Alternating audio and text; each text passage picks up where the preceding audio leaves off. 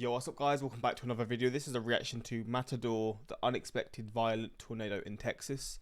I don't know anything about this, I don't think anyway, but this is from a channel that I've reacted to a couple times before, and the videos that they post are pretty cool in terms of like explaining specific tornadoes, what they led to, the damage they caused, I guess the warnings sort of prior to them happening, and just all the stuff around them. But yeah, we're going to just jump into this, hopefully going to enjoy, hopefully you're all doing well. And let's just jump into this video. 1st, 2023. James LeDoux and his son Dylan are chasing a storm in rural Texas when it begins to produce a tornado. Closing in on the town of Matador, the two men watch as the monstrous tornado emerges from the rain and pulls right behind them. Little did they know, they were filming an unseasonably strong and deadly vortex. Oh shit! It's a bro, that's chasing. Strong and deadly vortex. Nah. It's a week prior, and residents of Matador, Texas are doing the usual rural Texan activities, tending to livestock, harvesting crops for the summer, and doing pretty much anything to beat the heat. A couple hundred miles away in Oklahoma, the National Weather Service is doing their typical duties as well, monitoring weather models for ingredients that would create severe weather, and they've been pretty busy as multiple rounds of storms in the past weeks have affected the United States, dropping incessant tornadoes, hail, and wind. They identify that another strong storm system is preparing to impact the United States. Because of this, they highlight a risk area accordingly. The thing is, Matador, Texas is right here, away from any predicted storms. As the day draws closer, the National Weather Service hones in on the forecast, placing a 2% risk near the border of Colorado and Wyoming, almost 600 miles away from Matador. No one in or around the town is expecting any significant weather, much less a tornado. It's peak afternoon in Texas, and the sun is pushing a staggering 100 degrees Fahrenheit. Unbeknownst to locals, the sunny skies were actually a menacing sign. You see, as the sun heats up the air, the atmosphere builds up instability, or the potential energy for strong storms. Near Matador, the instability is reaching absurd amounts. For reference, the typical level of instability needed for storms is around 1,000 joules per kilogram, and by the afternoon, North Texas was pushing almost 6,000 joules per kilogram. This potential energy made the region a ticking time bomb, but a bomb is useless without a fuse, and that's what weather forecasters were banking on. I mean, there weren't even any storms around. And that's exactly when the first storm formed. Bits of rain begin to bubble up near Pampa, Texas. Growing rapidly, more storms begin to pop up and immediately show signs of rotation on radar. Almost as if some unseen force is powering them, they begin merging together into one much larger storm and are moving to the south, an unusual direction for thunderstorm motion. The storms continue to try and rotate, getting closer and closer with each frame, until suddenly a new storm bursts over Turkey, Texas, and in just a few seconds becomes the fastest rotating of the bunch. Without any warning, a funnel cloud descends from the sky. It's hardly visible before rain and fog obscures it from view, but the tornado is absolutely strengthening. Storm chaser Russ Contreras approaches from the south, and with little time to spare, begins filming the tornado. Oh, it's huge. I mean, the tornado is actually visible here, and okay, so that's not all just a tornado, it's just the fog, I guess. Way larger than previously thought. Cranking the video's contrast, we can observe that it has transitioned into a strong wedge tornado buried in the rain. Its movement is slow, at less than 20 miles per hour. It's very slowly ripping any trees or grass that would get in its way. Luckily though, it's essentially dancing in an open field, away from anybody or anything. As if the visibility of the tornado wasn't bad enough, it begins to absorb more rain and become even hazier, making it completely invisible to anyone on the ground. At the same time, the track deviates slightly to the east. This is an indication that the tornado is occluding. A tornado occlusion is essentially when the storm decides to form a new area of rotation, and the old area, including the tornado, detaches from the main portion of the storm, ultimately dying. While this should be good news for the town of Matador, the seclusion is behaving in an incredibly dangerous way. The giant wedge tornado is now seen to be shrinking in width, but the energy is not dwindling. Just like an ice skater pulling their limbs closer inwards to spin faster, the shrinking has an added effect of making the tornado spin faster. Meteorologist Braden Barton and his friend are situated to the east of town, where the tornado can be seen entering the town from the south. Oh yeah, I think you're right. Big tornado. Oh my god. Yeah, I can see it definitely on my phone. Big tornado. Oh my god. Big tornado. That is a big tornado. That's it right there. Is it coming towards Just it? just hang straight for the town. That's it right in front of us. Suddenly, the ground beneath the tornado begins to be stripped away. As the tornado becomes stronger and stronger, it's able to gouge the ground, even scouring the top layer of soil, something only seen in some of the strongest possible tornadoes. Something is very different from what we saw just a few moments ago. The storm is also moving dangerously close to Matador and continues to shrink. In fact, the difference in winds is so extreme, a home just over 200 yards away is unscathed. Sadly, this would not be the case for other homes in the direct path, such as the Marshall family home, which was about to take a direct hit. The devastation to the property starts with the tree line to the north. Large oak trees and low-lying shrubbery are beyond shredded. Rather, they're violently mangled and torn out of the ground. Some are fully stripped of their bark. Next is the barn on the property, which is practically disintegrated, and a small stone outhouse is sheared to the ground. Shit. That's right, a pure stone structure is sheared away by just the winds. Sadly, the only thing left to hit is the home itself. As the Marshalls hide in the basement, the entire home is shredded above them. Cars. This footage is incredible, by the way, how it sort of shows it, like, in this, how it, like, it's, like, sort of, I guess, just showing, like, the satellite imagery before and after. But that is devastating. Are lifted into the air like toys, and they disappear into the funnel. In some miracle, they all survive, most likely due to being underground, but pretty much none of their property is as lucky. In fact, not even trees remain, as they are stripped out of their root systems and tossed off the property like it's nothing. If this couldn't get any wilder, portions of the concrete foundation and sidewalk are cracked and shifted. Basically, all that remains of the Marshalls' entire livelihood is the basement they hid in. The tornado is continuing towards Matador and still shredding the top layer of grass and soil. One of the Marshalls' cars is thrown to the ground here, with the tornado heaving it over 200 yards from its original location. Scientist and National Weather Service employee James Ledoux and his son Dylan are chasing the storm and begin to drive south, noticing the funnel is almost entirely wrapped in rain. As they situate themselves in the center of town, the rain slightly clears out. The twister is now dangerously close to the town, and it is only now that it is brushing the north edge and destroying homes that the local tornado sirens sound. From James's account, this only gave around 4 minutes of lead time to the approaching threat, which may have had implications to people affected later on. Bloody hell.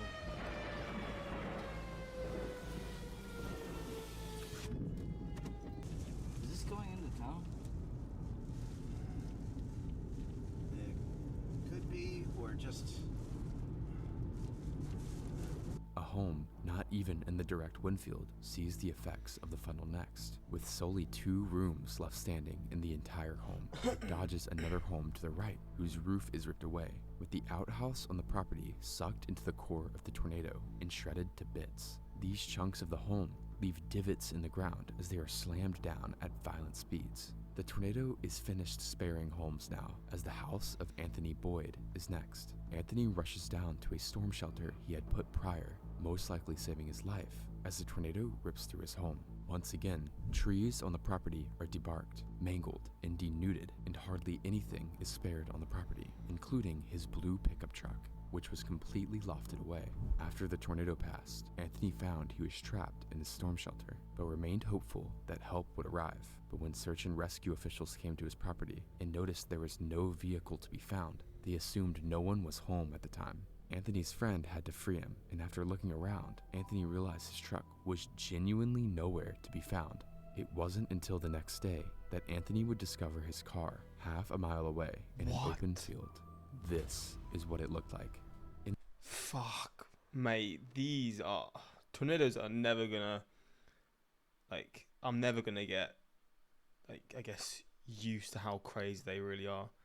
This is ridiculous. This car is literally just, it's not a car anymore. It's just a bit of scrap metal. In the hundreds of recorded cases of tornado damage, this kind of vehicle mangling is practically unheard of, reserved only for the likes of some of the most violent tornadoes ever recorded. And it gets crazier, as it was discovered the entire engine of the truck was missing. Later, it was found to have been tossed into a nearby lake in the opposite direction. What? James and Dylan are now driving perpendicular to the vortex, which is beelining directly for them. The tornado barely fits in Dylan's frame. What's that? Oh, it's huge. Wait. It's right there, Dad. Dad, it's right there. Yeah, I see it. He's with his dad. Flipping out. As they turn to escape south, their dash cam captures the monster tornado directly behind them. This is crazy. Go. Yep, I see it. This footage is mental. Yep. The tornado is continuing to the south. And there was a car that literally nearly got hit as well in the gas station. Yep. Bro. The tornado is continuing to the south and now approaching the intersection of Highway 62 and Highway 70, where multiple homes and businesses are set up. The devastation is about to worsen. In the direct path, the home of Matador's mayor, Devana Grundy, sits. The property consists of 6 separate structures, including the main home, pool, and outbuildings for farming. In a split second, every single building would be gone, with hardly any debris left over. 2 homes to the south of Grundy's were reduced to bits as well. Remarkably, others' homes, just 50 yards away, are completely fine, with the worst damage being to shingles on the roofs. The vortex was tightening up to an extremely intense and sharp core. Another home is hit to the south, with nothing left. The slab is basically swept clean. Approaching Highway 62, actual businesses are now in the firing line. A small industrial storage building is shredded away, littering the scene with sheet metal and shrapnel. As the core crosses the highway, chunks of the asphalt are ripped out of the ground, and dirt and debris is embedded into the pavement. Unfortunately, the Matador tornado would claim its first life in this location. 59-year-old Randy Rowland, a semi-truck driver from Oklahoma, was taking cover inside his truck in the parking lot of a gas station right off the highway, when suddenly his truck was violently lofted and slammed back into the ground across the street. The truck was left completely gutted in the process, and Randy was ejected from the vehicle. After attempting to stand up, Randy fell back to the ground, and sadly, he passed away in an ambulance en route to the hospital. Randy was described as a great husband, father, brother, and a great friend to everyone who will forever be missed. Nearby, 2 men, Troy Hernandez and Victor Valenzuela, were stationed in a small work RV as part of a job nearby Matador. With no place to go, the trailer was lifted as well, with the 2 men in it, and slammed into a nearby home. Both men passed away as well. They were described as wonderful individuals to be around and to work with. The home their RV impacted did not survive either, being completely wiped away. A storm shelter on the property likely saved the homeowners' lives, but the worst damage of all on the highway had to be the brand new Dollar General location. Built just a couple months prior, the structure was completely flattened. Portions of the support beams that were anchored and drilled into the concrete slab were bent and yanked out. The strangest part of this location, though, were the rebar reinforced concrete bollards surrounding the building. Somehow, the tornado was able to snap the solid concrete and metal at the base. One can only imagine the winds required for something like that to occur. The last structure to be impacted along the highway was actually the town's electrical substation, sustaining EF3 damage to the main portion of the station. The scene from above looked like a bomb was dropped on the road, with incredibly prolific damage and death at the location of the highway. Somewhere along the path of damage, multiple vehicles were picked up and mangled beyond recognition. Found in a pond was another truck engine, It belonged to an unrecognizable ball of steel in the pond, which was wrapped around another used-to-be vehicle. Southeast of the Bro. pond is the home of Joe and Dale Bumgardner. They are about to sustain another direct impact. If this hit somewhere with more people, this seemed like it could have been one of the worst tornadoes. I don't want to say of all time, but the damage that I'm seeing here is just ridiculous. Sadly, with nowhere else to go in the time that the sirens went off, they decided to hide in the most interior room of their home, but no structure could protect the two from such a violent tornado, as the entire home is wiped away. Storm chasers Val and Amy Castor quickly flip from chase mode to search and rescue as they stumble upon the mess that used to be the home of the Bumgardners. While they were able to rescue Dale from the rubble, Joe, on the other hand, would not make it. Joe was a member of multiple organizations, taught in the school system for 27 years, and was described as loving, especially to the young people of the area. Her nickname was Nana Joe. She loved her life and the people of Matador. After the home, the tornado began to shrink faster. It impacted the radio tower, sending it crumbling to the ground, as well as completely demolishing one last home before dissipating in an open field. James and Dylan capture the tornado roping out before finally disappearing into nothing once again. Let me get